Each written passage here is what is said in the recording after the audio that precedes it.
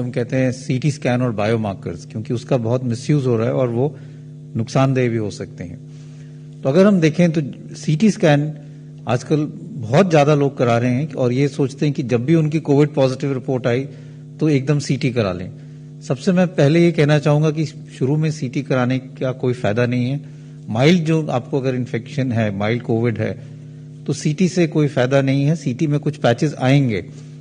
कई स्टडीज हुई हैं, एक स्टडी हुई है जिन्होंने एसिम्प्टोमेटिक लोगों में सीटी देखा और ये पाया कि 30 से 40% एसिम्प्टोमेटिक लोग जिनको कोई लक्षण नहीं है, सिर्फ उनका कोविड पॉजिटिव है, उनके सीटी में भी कुछ पैचेस आते हैं और वो अपने आप बिना ट्रीटमेंट के खत्म हो जाते हैं।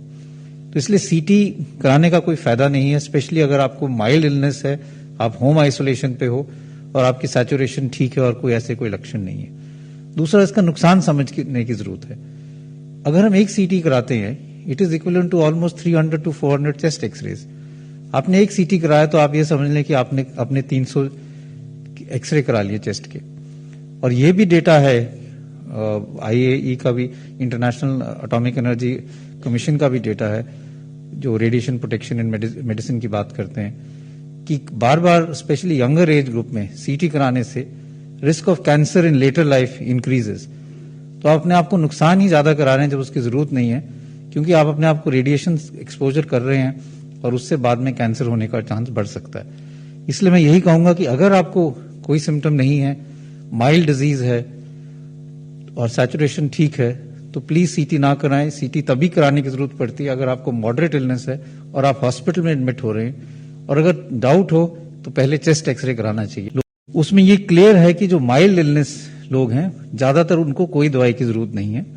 अगर कुछ दवाई लेना चाहें तो बेस्ड ऑन लिमिटेड डेटा और लिमिटेड जो हम कहते हैं सर्टेनिटी, आइवरमेक्टिन या हाइड्रोक्सीक्लोरोक्विन ले सकते हैं, लेकिन ज्यादा दवाई लेने की जरूरत नहीं है।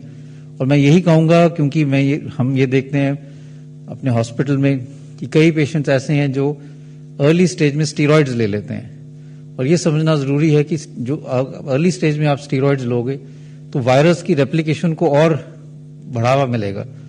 और कई दफा जो माइल्ड केसेस हैं उनको सिवियर वायरल निमोनिया हो जाता है, लंग्स में एकदम वायरस फैल जाता है, क्योंकि बड़े हाई डोज स्टीरॉइड्स उनको डे 1 से मिल जाते हैं। तो मैं सब लोगों को यही कहना चाहूंगा कि स्टीरॉइड्स मॉडरेट इलनेस के लिए ही है। माइल्ड इलनेस में जब आप होम आइसोलेशन पे हैं, सैचुरेशन आपकी मेंटेन्ड है, अर्ली स्टेज में जो हम कहते हैं कि फर्स्ट 5 डेज में स्टीरॉइड्स का कोई रोल नहीं है, it can actually be again harmful.